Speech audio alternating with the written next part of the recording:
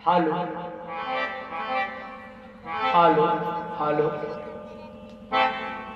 भक्तों, आज आप लोगों के बीच में मैं भगवान के दो अवतारों की कथा श्रवण कराने जा रहा हूं। एक मर्यादा पुरुषोत्तम राम, तो दूसरा भगवान मकरंद कंद वृंदावन बिहारी लाल श्री कृष्णचंद्र जी के अवतरण की कथा। भक्तों, महाराज परीक्षित कथा श्रवण कर रहे हैं।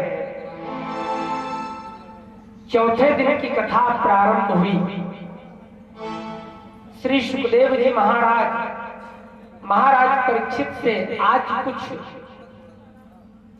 विशेष बातों को बताने जा रहे हैं, और वह विशेष बात मैं आप लोगों को बताना चाहता हूं,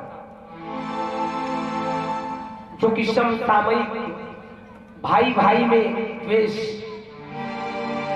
दूसरी बात, भाई का हक खाने वाला कहां तक सुखी हो सकता है या दुखी, उसे क्या प्रायश्चित करना पड़ता है, कौन सा फल मिलता है, आज की कथा के द्वारा आप लोगों को मिलेगा।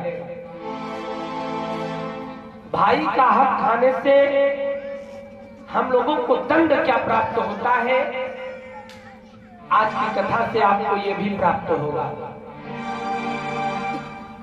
भक्तों, नवम स्कंद में सूर्यवंशीय राजाओं का वर्णन किया गया है। सूर्यवंश अर्थात मर्यादा पुरुषोत्तम राम जी के वंशों का वर्णन, और दशम स्कंद से मकरंद कंद वृंदावन बिहारी लाल श्री कृष्णचंद्र जी अर्थात चंद्रवंशीय राजा यदुवंशीय राजाओं का वर्णन शुरू हो जाता है।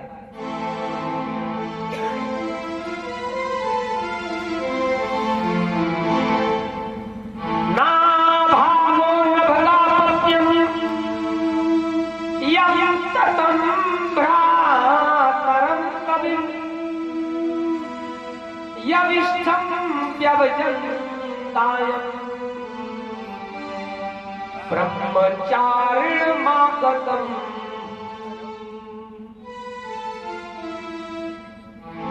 हे राजा परीक्षित, महाराज Manu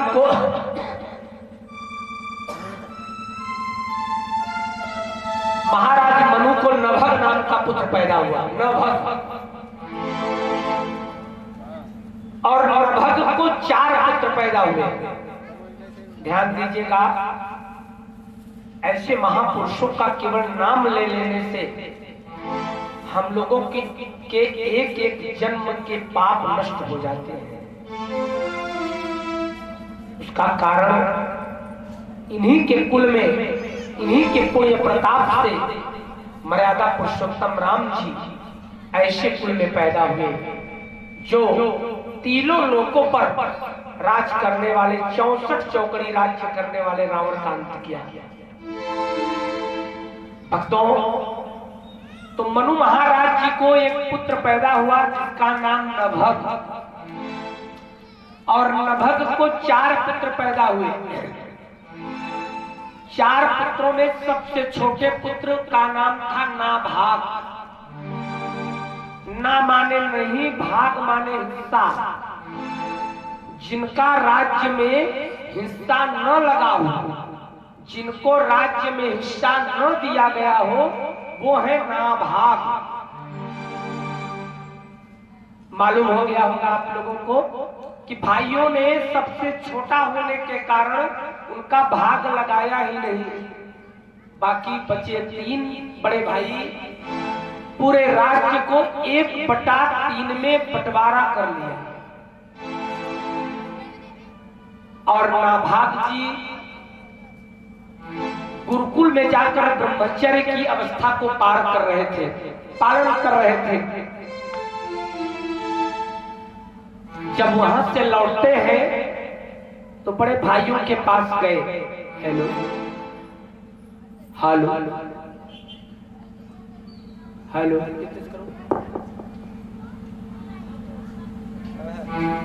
hello hello hello hello hello. ब्रह्मचर्य की अवस्था को पार करने के बाद जब लौटते हैं तो बड़े भाइयों के पास पहुंचे। बड़े भाइयों को प्रणाम करके बोले, भाइयों सुना है आप लोगों ने राज्य का बंटवारा कर लिया हुआ है, तो कृपा करके हमें ये बताइए कि हमारा हिस्सा कहां पर लगाया, बंटवारा में हमें क्या दिए हुए हो। तीनों भाइयों ने एक सुर में कहा कि तुम्हारे हिस्से में बूढ़ा बाप दिया गया, तुम्हारे हिस्से में बूढ़ा बाप, इसी को ले लो, सेवा करो, क्योंकि तुमने अभी तक पिता की सेवा नहीं करी है, हम लोगों ने सेवा करी है। तुम तो ब्रह्मचारी बन करके गुरुकुल में गए हुए थे, अब लौटे हुए हो, इसलिए पहले पिता की सेवा करो और उसके बाद तुम्हें हिस्सा मिलेगा।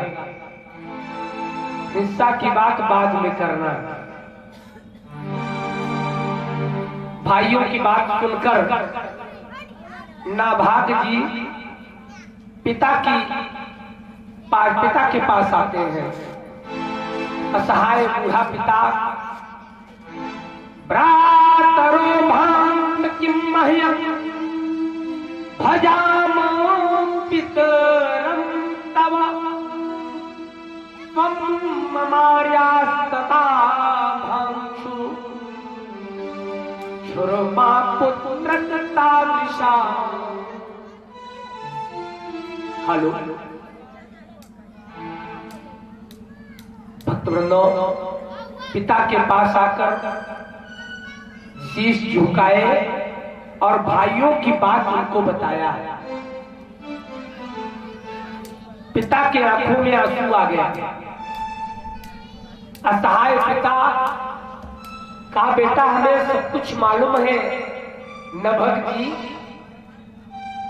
चारपाई पर लेटे हुए हैं, असहाय है, क्या कर सकते हैं। पिता पुत्र की दीनता को देखकर कहा, बेटा तू चिंता न कर, तू यहां से उत्तर दिशा की ओर जा। क्या आदेश दे रहे हैं? इमे अंगिरसा पुत्र सत्रम आस्ते सुमेधता खष्टम खष्टोपेत्या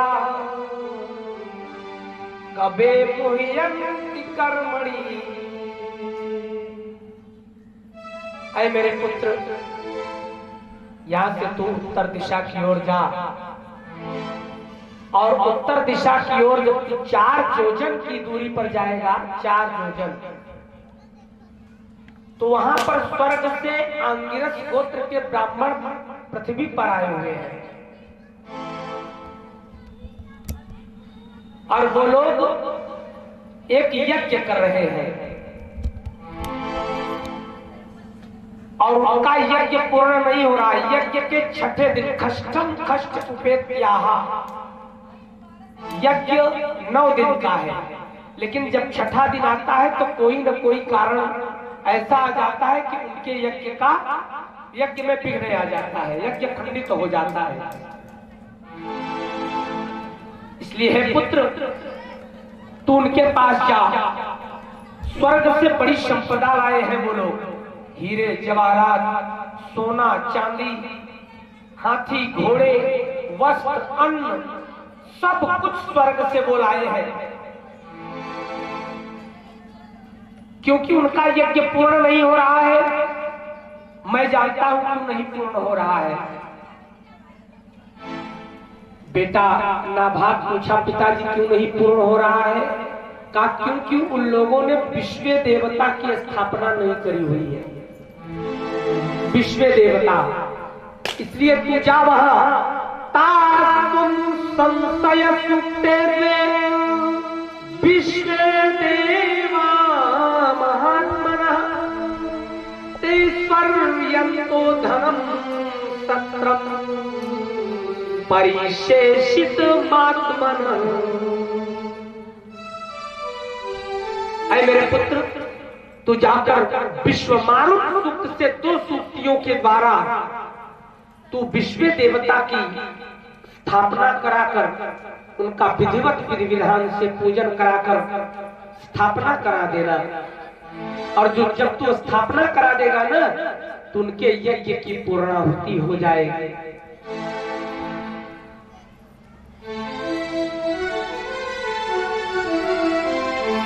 उनके यज्ञ की पूर्णाहुति हो जाएगी, और जब यज्ञ की पूर्णाहुति हो जाएगी तो वो जितना यज्ञ में बचा हुआ धन होगा वो सब तुमको दे देंगे, और उसी धन से तुम अपने राज्य की स्थापना कर लेना। हाथी घोड़ा, सोना चांदी, हीरे जवाहरात, भाइयों से तर्क कुतर्क करने की आवश्यकता तुम्हें नहीं है। जो माता पिता और गुरु की बात मानता है, जो अपने सद्गुरु माता और पिता की बात मानता है, उसे सब भी फल प्राप्त हो जाता है। किसने माना है? मर्यादा पुरुषोत्तम राम जी ने माना है। भक्तवृंदो, इसलिए शायद गोस्वामी तुलसीदास जी बाबा ने लिखा भी हुआ है, मानो मातु पिता कुर्बान नहीं विचार कई हो जानी। मान ही मातु पिता कुर्बान नहीं विचार कई हो जानी। मान ही मातु पिता गुरु बानी। माता पिता और गुरु की बात पर कभी आप तर्क मत करना। अगर उन्होंने कह दिया तो उसे कर जाओ, अगर तर्क करोगे तो फंस जाओगे। ध्यान देना, आपके जीवन में आपकी पत्नी है, आपका बेटा है, आपके सगी संबंधी है, भाई लोग हैं, तमाम मित्रगण हैं। किसी के लिए गोस्वामी तुलसीदास बाबा ने नहीं लिखा, केवल 3 का नाम लिया, माता पिता और गुरु। ये 3 अगर कहे, अर्थात आपकी आधा अंगिनी अर्धांगिनी, अर्थात अपनी भी विचार पर एक नहीं 1000 बार विचार करना, लेकिन माता पिता और गुरु की वचनों पर एक बार भी विचार नहीं करना, उसे कर जाना। इसलिए गोस्वामी तुलसीदास बाबा ने लिखा, तीन लोग, तीन के बाद सबकी बातों पर विचार, सुनना सबकी, करना विचार कर अपने मन में। लेकिन माता पिता और गुरु तीन ऐसे पर्सन हैं जिनकी बातों पर आपको विचार नहीं करना है, कर जाना है। आज हमारे नाभाग जी क्या कह रहे हैं?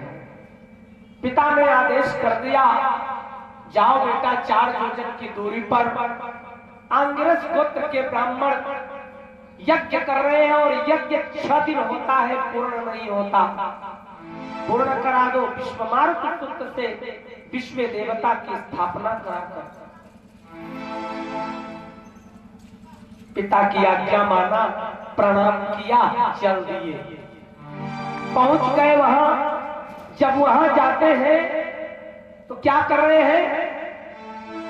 दास्यं नितेतां गच्छ तथा कृतवान् तथा तस्मै गत्वा यजुः स्वर्गं ते सत्रं परिशेषितं। पिता के बताए हुए रास्ते के द्वारा वहां पहुंचकर वही कार्य कराया और उनका यज्ञ पूर्ण हो गया। उनका यज्ञ पूर्ण हो गया है। आंगिरस गोत्र के ब्राह्मण बहुत प्रसन्न हुए। जब यज्ञ पूर्ण हो जाता है तो प्रसन्नता में उन लोगों ने दान किया। कहा, ले जाओ पंडित जी, ये जितना बचा हुआ धन है सब आपका, क्योंकि हम लोग इसी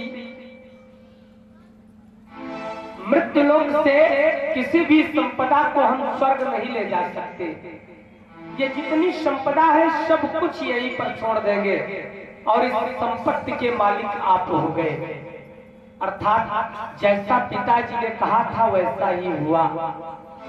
खूब धन पा गए, सोने चांदी हीरे जवाहरात वस्त्र अन्न हाथी घोड़े बहुत कुछ पाया उन्होंने।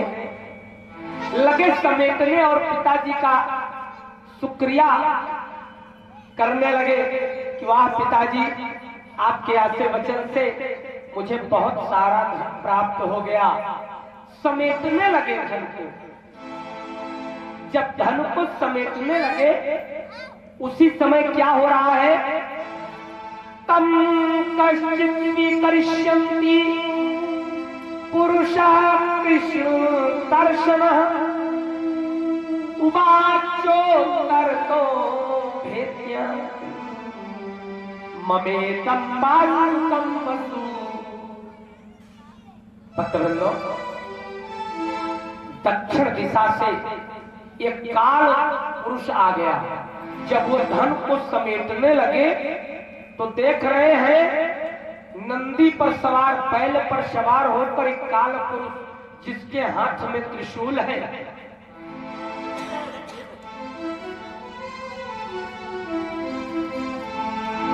पूरे अंगों में भस्म का लेपन किया हुआ है। 3 नेत्रों वाले त्रिपुंडधारी, गले में नागों का हार, बागंबरधारी बाबा भोलेनाथ पधार दिए। बोलिए उमापति महादेव की जय। दक्षिण दिशा से भगवान शिव का आगमन हो गया और भगवान शिव ने तुरंत रोक दिया, रुक जाओ। वो तो धन समेट रहे थे, नाभाग धन को समेट रहे थे और देख रहे हैं कि कोई आ गया है। जब उधर देखते हैं तो कैसे दिखाई पड़ रहे हैं? नागे प्रहारा यत्रिलोचनाय भस्मांगरागा महेश्वरा।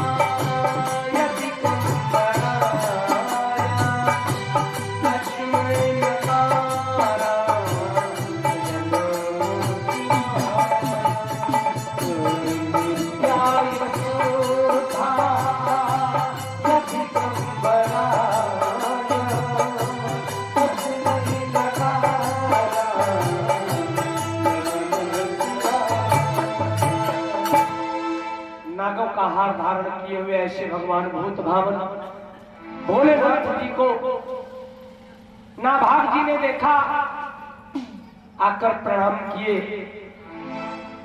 रुद्र देवता शंकर जी महाराज ने कहा, सुनो रुक जाओ, इस धन के स्वामी तुम नहीं मैं हूं। अब मामला बिगड़ गया। नाभाग जी हाथ जोड़कर बोले कि महाराज मेरे पिताजी ने कहा था और अंग्रेज गोत्र के ब्राह्मणों ने जिन्होंने यज्ञ किया था उन लोगों ने कहा था इस यज्ञ का बचे हुए धन का मालिक मैं बनूंगा, और आप कहते हो मैं हूं।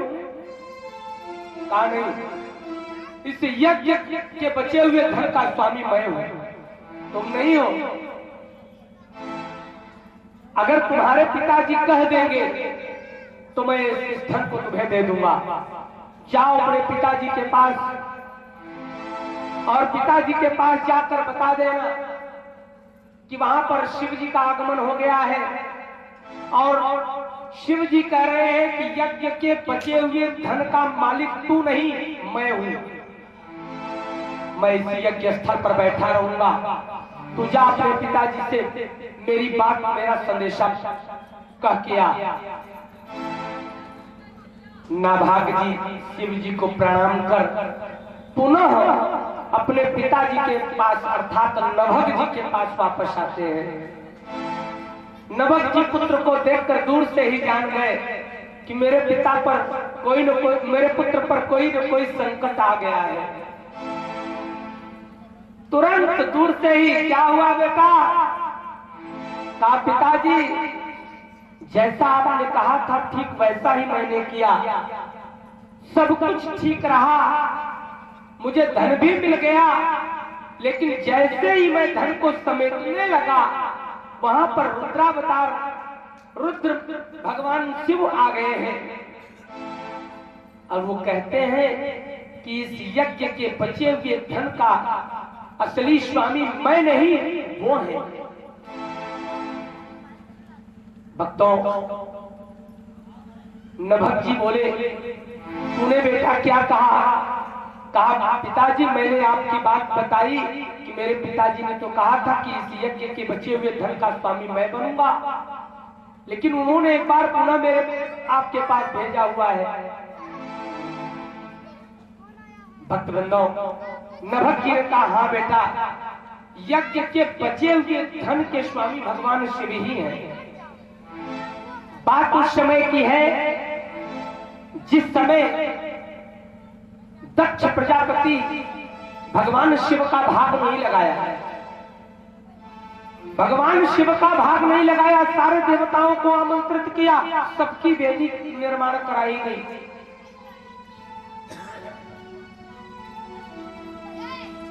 यहां तक कि भगवान शिव को निमंत्रण भी नहीं दिया। सती जी भगवान शिव से प्रार्थना करती है कि देखिए मैं उनकी इकलौती पुत्री हूं और आप उनके दामाद हो, ऐसा क्या हो सकता है क्या कि आप जैसे दामाद को यज्ञ में न बुलाया जाए?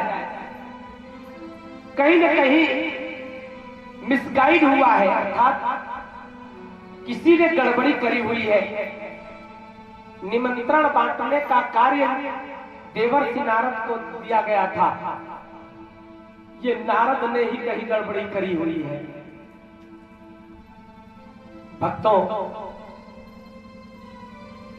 सती जी भगवान शिव से प्रार्थना करती हैं कि इसलिए मेरा कहा मानो, आप हमारे साथ हमारे पिताजी के यज्ञ में चलो। शिव जी ने कहा नहीं, देखो मैं नहीं जा सकता, मैं उस यज्ञ में आमंत्रित नहीं हूं, इसलिए मैं नहीं जाऊंगा और मैं तुम्हें रोकूंगा भी नहीं, तुम जा सकती हो। सती जी पिता के यज्ञ में जाती है, पूरे यज्ञ मंडप में भ्रमण करते हैं। सारे यज्ञ वेदियों के पास जाकर उन्होंने देखा ब्रह्मा, विष्णु, देवराज इंद्र, मरुदगण, सिद्ध, चारण, गंधर्व, 33 कोटि के देवता अपनी अपनी वेदियों पर विराजमान, लेकिन भगवान शिव का कहीं पर स्थान नहीं। मुख्य वेदी के पास आकर पिता दक्ष से प्रश्न करते हैं कि हमारे पति, आपके दामाद और देवों के देव महादेव की वेदी कहां पर बनाई है आपने, उनको आमंत्रित कहां किया है आपने? दक्ष प्रश्न करता है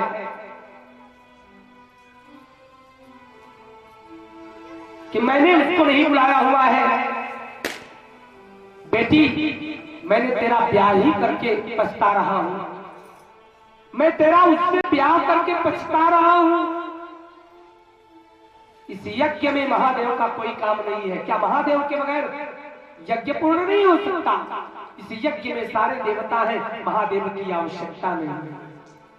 सती को अच्छा नहीं लगा, क्योंकि पिता के ऊपर गर्व करके अहंकार स्वरूप में शिव जी के पास से आई थी कि मैं जा रही हूं और आपको तुरंत बुलवाऊंगी, हमारे पिताजी स्वयं आपको लेने के लिए आएंगे, और ऐसा हुआ नहीं। आखिरकार शर्म के मारे वो यज्ञ के कुंड में कूद कर प्राण दे देती है, यज्ञ विध्वंस कर देती है। तीनों लोकों में हाहाकार मच जाता है। नभक जी बोले, बेटा ना भाग। उस समय मानो प्रलय हो जाएगा। भगवान शिव क्रोध में आ जाते हैं और तुरंत दक्ष के सिर को काट लेते हैं। दक्ष के सिर को काटा गया, हाहाकार मच गया। ब्रह्मा, विष्णु, इंद्र सभी मनाने लगे, स्तुति करने लगे भगवान शिव की। तब जाकर कहीं भगवान शिव मानते हैं और दक्ष प्रजापति को बकरे का सिर लगाया जाता है। उसी समय सर्वसम्मत से यह निर्णय लिया गया कि यज्ञ कोई भी हो, किसी भी प्रकार का हो, यज्ञ पुरुष भगवान शिव होंगे। किसी भी प्रकार का यज्ञ, अगर भगवान शिव आमंत्रित नहीं है तो यज्ञ पूर्ण नहीं होगा। अर्थात विश्व देवता, सही बात है, भगवान शिव के स्वरूप है विश्व देवता।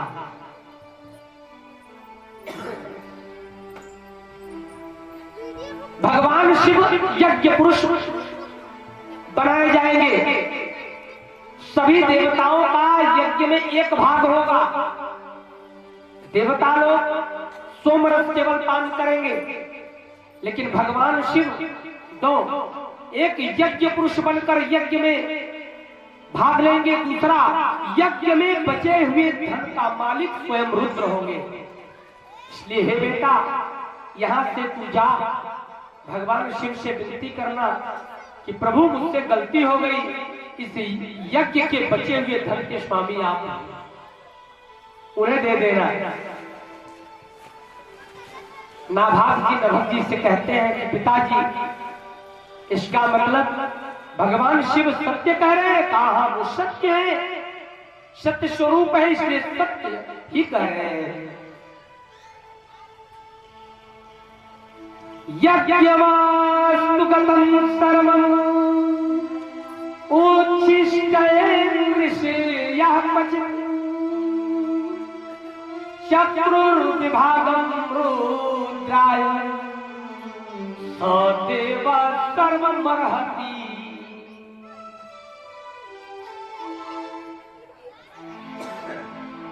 सभी देवताओं ने सर्व सम्मत से यह पारित किया हुआ था कि भगवान शिव ही यज्ञ के बचे हुए धन के स्वामी बनेंगे। नाभाग जी लौटकर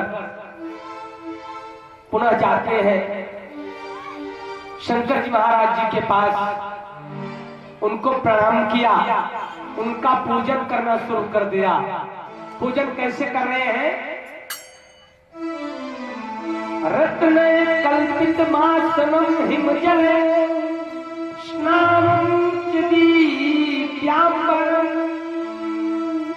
नानारत्नपशोभितं मृगमदां मोदांकितं चन्दनं जाति चंपक बिल्वपत्र रचितं पुष्पं च धूपं तथा दीपं देवदया निधे पशुपते कल्पितं गृह्यता।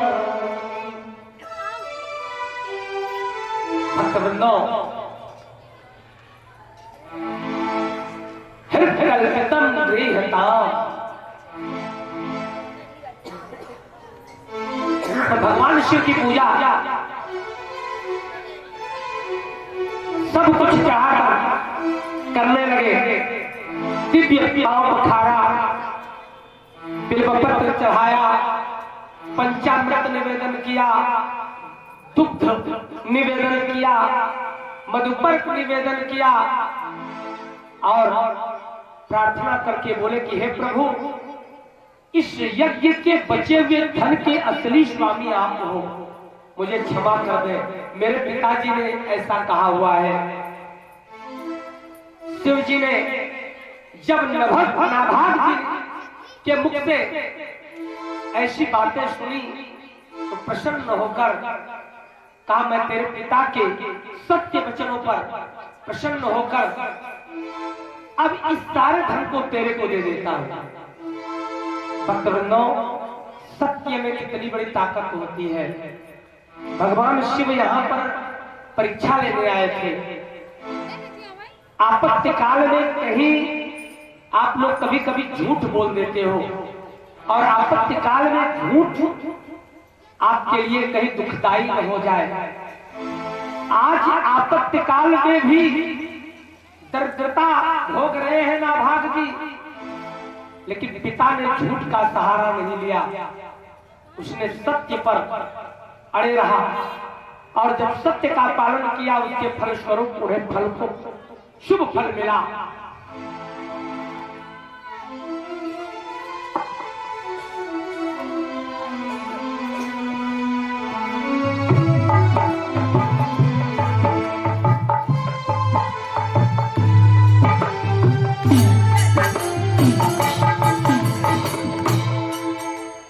भक्तों, पूरा धन नाभाग जी को दे देते हैं। नाभाग जी उसी धन से अपने राज्य की स्थापना करते हैं, एक पूर्ण साम्राज्य के स्वामी बन जाते हैं। यज्ञ पितावत धर्मं त्वं च सत्यं प्रभाससे ददामि ते मंत्र सदृशे ज्ञानम ब्रह्म सनातनम। आज भगवान शिव तेरा पिता सत्यवादी है, इसलिए जा, तू इस भूमि का इकलौता स्वामी बनेगा। ऐसा वरदान देकर नाभाग जी को भगवान शिव कैलाश पर्वत की ओर चले जाते हैं। भक्तों, यहां पर एक चीज बताना आप लोगों को नहीं भूलूंगा। व्यास जी ने नभग जी के 3 पुत्रों का नाम नहीं लिखा। उसका मूल कारण उनका कुल ही समाप्त हो गया। जो अपने भाई का हक खाता है उसका कुल समाप्त हो जाता है। जो अपने भाई का हक खाता है ना, उसका कुल ही समाप्त हो जाता है। इसलिए कभी भी अपने भाई का हक खाने का प्रयास न करें और नाभाग जी का कुल वंश बढ़ता है। नाभागो दंबरीशो भून मां भागवती नास्पृशक्रमसापोऽपि यमुना प्रतिहतः क्वचित्। नाभाग जी को एक पुत्र पैदा हुआ जिसका नाम अम्बरीश पड़ा, लेकिन 3 भाइयों के लड़कों का नाम नहीं लिखा गया। सुखदेव जी महाराज परीक्षित को नहीं बताए। उसका मूल कारण क्योंकि उनका कुल ही समाप्त हो गया, वंश विहीन हो गए। जो अपने भाई का हक खाता है उसका वंश समाप्त हो जाता है। भक्तों, अम्बरीश एक ऐसे राजा हैं जिनके ऊपर ब्रह्म शाप का भी असर नहीं पड़ा हुआ है।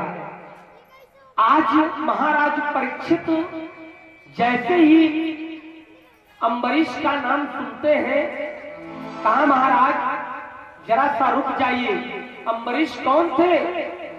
कहा अम्बरीश नाभाग के पुत्र थे। कहा महाराज सुना है अम्बरीश के ऊपर ब्राह्मण के शाप का असर नहीं हुआ था। कहा हाँ, एक ऐसे राजा हैं जिनके ऊपर ब्राह्मण के शाप का भी असर नहीं पड़ा। और आज महाराज परीक्षित ब्राह्मण शमीक के शाप को ही भोग रहे हैं। महाराज परीक्षित को शमीक ऋषि ने श्राप दिया हुआ था कि जाओ आज से 7 दिन के बाद तुम्हें तक्षक नाग काटेगा। जिसने भी हमारे पिता के गले में मरे हुए सांप को डाला हुआ है, तो आज नाभाग जी के पुत्र अम्बरीश की कथा को श्रवण करने के लिए विनय करने लगे। कहा वो कैसे कोई आत्मा थे जिनके ऊपर ब्राह्मण का श्राप भी असर नहीं किया, और एक मैं हूं कि ब्राह्मण के श्राप को भोग रहा हूं। एक मैं हूं।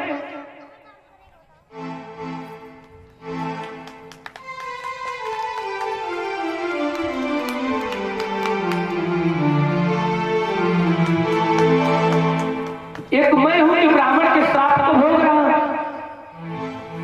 इसलिए महाराज कृपा करके हमें अम्बरीश महाराज की कथा को श्रवण करा दीजिए।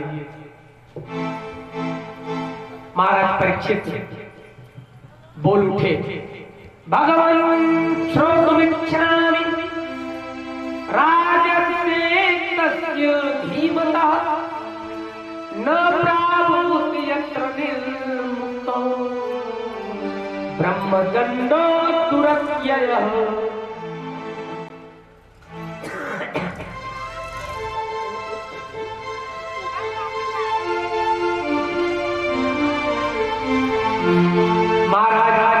हमें महाराज अम्बरीश की दिव्य कथा श्रवण करनी है, कृपा करके आप सुना दीजिए। आप लोगों ने महाराज अम्बरीश की वही कथा सुनी होगी कि दुर्वासा जी ने श्राप दे दिया था और सुदर्शन चक्र आकर दुर्वासा जी को दौड़ा लिया।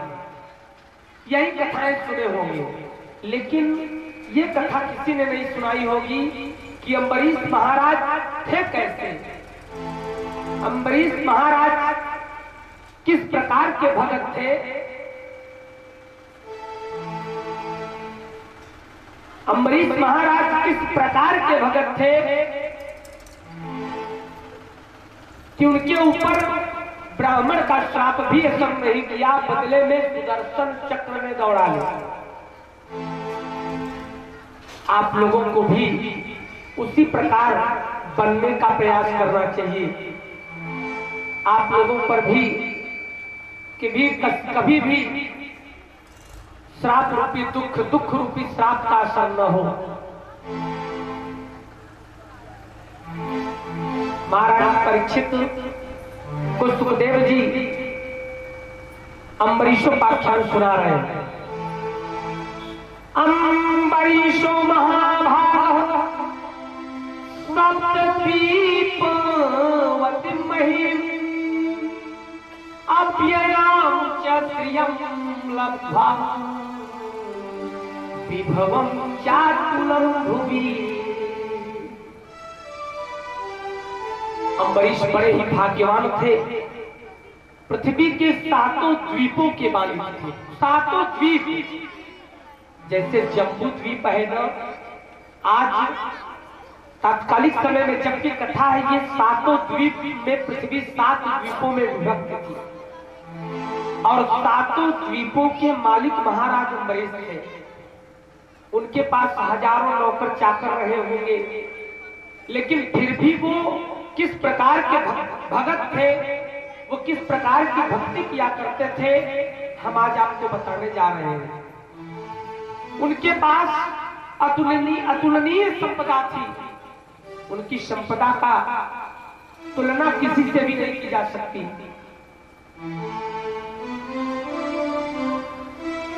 यहां तक कि वासुदेवे भगवती तद्भक्ते साधुषु प्राप्तो भावं परम विश्वम ये नेदं लोष्ठवत् स्मृतम्। भगवान के भक्तों में प्रेम, भगवान में प्रेम और भगवान के भक्तों में प्रेम, अपने समस्त संपदा को वो मिट्टी के ढेले के समान समझा करते थे। मिट्टी का ढेला, 7 द्वीपों का मालिक। आज अगर कोई एक क्षेत्र का विधायक हो जाता है, सांसद हो जाता है, तो अपने आप को सब कुछ मान लेता होता है 5 ही साल के लिए, लेकिन वो अपने आप को सब कुछ मान लेता है। और महाराज अम्बरीश 7 द्वीपों के मालिक हैं, फिर भी उनके अंदर अहंकार लेश मात्र नहीं है। उनके अंदर भक्ति कैसी है, वो अपने 10 इंद्रियों को परमात्मा को समर्पित कर दिए। 10 इंद्रियां क्या है? 5 कर्मेंद्रिय और 5 ज्ञानेंद्रिय। तो आइए 10 इंद्रियों को भगवान के प्रति समर्पित किया जाए, महाराज अम्बरीश की तरह। कैसे समर्पित किए हुए हैं? सर्वप्रथम पहली इंद्रिय कौन सी है? पहली इंद्रिय है मन। सवै मनसी स्नपदार विंदयो वाचांसि पैकुंठ गुणानुवर्णने करो हरिर्मा दिर्वाचनादिषु श्रुति चकारा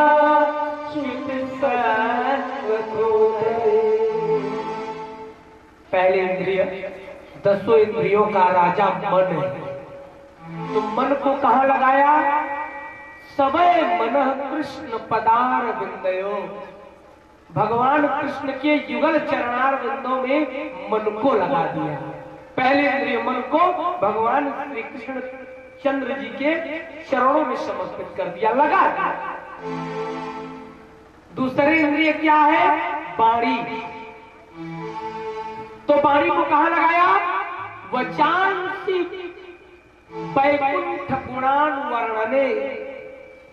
वाणी को भगवान मकरंद कृष्णचंद अर्थात भगवान विष्णु के निज निवास वैकुंठ के गुणानुवाद में लगा दिया। वैकुंठ गुणानुवर्णने, वैकुंठ ऐसा है तो वैकुंठ वैसा है। वैकुंठ की बड़ाई में, वैकुंठ की बड़ाई कहने में अपनी वाणी को समर्पित कर दिया। तीसरी इंद्रिय, तीसरी इंद्रिय क्या है? हाथ। करो हरिण मन दिर्मार्जनादिषु श्रुतिं चकारा च्युत सती करोदये। करो करो भक्त वृंदो, करो माने दोनों हाथों को, एक हाथ नहीं, दोनों हाथों को मंदिर की झाड़ू पोछा में लगाए। अच्छा ये बताइए, एक अगर कोई आईएएस होता है, पीसीएस होता है या विधायक सांसद होता है तो 4, 6, 10 नौकर उसको प्राप्त होते हैं, झाड़ू पोछा लगाने वाले। और अम्बरीश महाराज 7 द्वीपों के मालिक हैं, 7 द्वीप के, उनके पास तो हजारों नौकर चाकर रहे होंगे, तो क्या मंदिर का झाड़ू पोछा लगाने वाला कोई नहीं थे क्या? लेकिन नहीं, सारे कार्यों को चाहे जो करे, लेकिन मंदिर की साफ सफाई स्वयं किया करते थे। करो हरेर मंदिर मार जनादिसु, अपने हाथों से मंदिर की साफ सफाई, दोनों हाथों से मंदिर की साफ सफाई किया करते थे। करो हरेर मंदिर मार जनादिसु।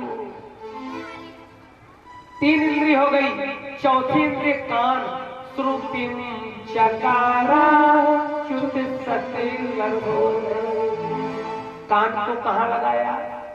कान को लगा दिया भगवान की कथाओं को सुनने में, व्यर्थ की बातों को श्रवण करने में अपने कानों को नहीं लगाया। अपने कान को भगवान की कथा को श्रवण करने में अपने कान को समर्पित कर दिया। चौथी इंद्रिय।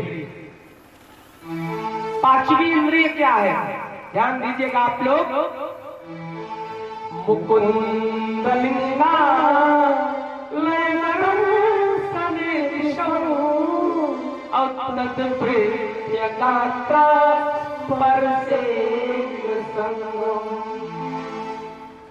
भक्तवृंदों, 5वीं इंद्रिय आंख है। दृश्य, दोनों आंखों को कहां लगाया? भगवान की दर्शनों में। कभी रामेश्वरम में जाकर भगवान शिव के लिंग का दर्शन करते, तो कभी जगन्नाथ जी में जाकर बाबा जगन्नाथ जी का दर्शन करते, कभी महाकालेश्वर में जाकर भगवान भोलेनाथ का दर्शन, कभी विश्वेश्वर नाथ का दर्शन, कभी बद्रिकाश्रम में जाकर दर्शन करते। सबका बारी बारी से दर्शन कर रहे हैं, तो अपनी आंखों को भगवान की मूर्तियों का दर्शन करने में, 5वीं इंद्रिय आंख को भगवान के दर्शन करने में समर्पित कर दे। और 6वीं इंद्रिय त्वचा, चमड़ा।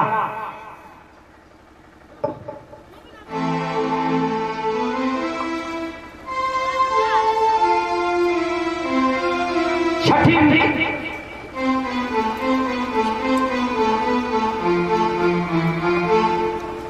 भक्तों,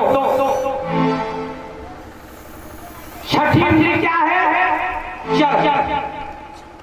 तद्वृत्य गात्रा स्पर्शं संगम। अगर कोई भगवान का भक्त उनके पास आ जाता ना, आज के राजाओं को तो साधुओं से बदबू आती है, उनको पास में बैठने की बात छोड़ दो, अंग से स्पर्श कराने की बात छोड़ दो, वो अपने पास भी बैठाना नहीं चाहते। लेकिन हमारे अम्बरीश महाराज जब किसी साधु संत महात्मा भगवान का भक्त उनके पास आ जाता था, तो उसको जैसे राम जी ने सुतीक्ष्ण महाराज जी को अपने सीने से चिपका लिया था, ठीक उसी प्रकार महाराज अम्बरीश अपने बाहों में भर लिया करते थे। तद्वृत्य गात्रा स्पर्शं संगम। अपने और उस भक्त में कोई अंतर नहीं रहने देना चाहते थे महाराज अम्बरीश। 6 इंद्रिय होगी। 7वीं और 8वीं इंद्रिय घ्राणं च तत्मा तत्सरोज सर्वे श्रीमतुलस्या रसना। भक्तों, 7वीं इंद्रिय है नाक। नाक को कहां लगाया? नाक को सूंघने का काम है ना नाक का।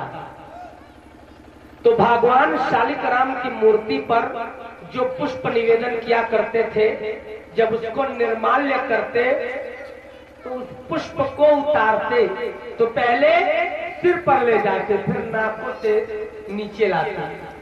करे ना कि ग्राणम च तत्पाद सरोज सौरभे, भगवान शालिग्राम की मूर्ति पर चढ़े हुए पुष्प को उतारने के बाद उस पुष्प के सुगंध को लेने के लिए, इस कामना से इस पुष्प में भगवान कृष्ण के रज, चरण रज के सुगंध हमें प्राप्त होंगे, इस कामना से उस पुष्प को नाक के पास ले जाया करते थे। ग्राणम चतुर्पाद सरोज सौरभे, 7 इंद्री हो गई। 8वीं इंद्री श्रीमती तुलस्या रचना तदर्पिते,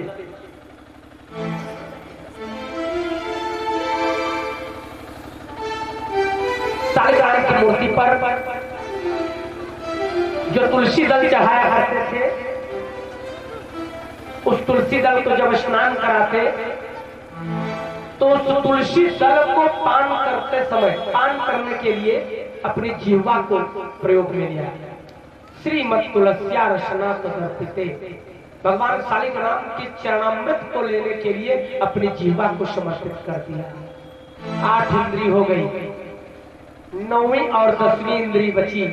महाराज अम्बरीश के द्वारा 10 इंद्रियों को भगवान के प्रति समर्पित करना। पादौ हरे छे प्रपदानु सर्पणे, तीरो ऋषिकेश सदा विवन्दने, कामं च दासे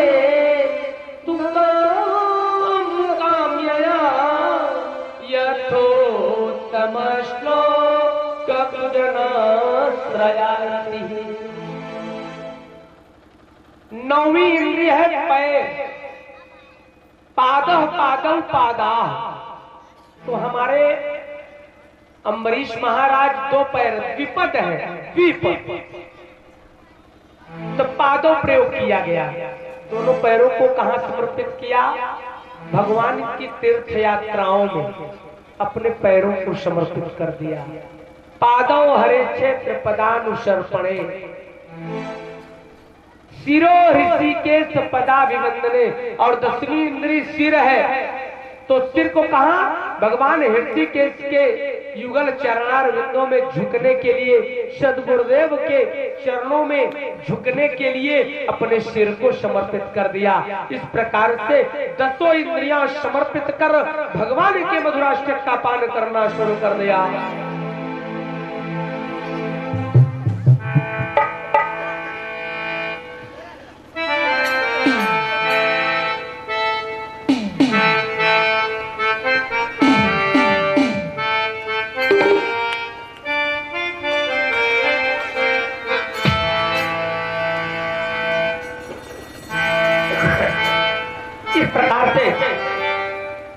अम्बरीश महाराज 10 इंद्रियों को समर्पित कर भगवान के मधुराष्टक का पान, भगवान की भक्ति कर रहे हैं। अधरम मधुरम पदनम मधुरम।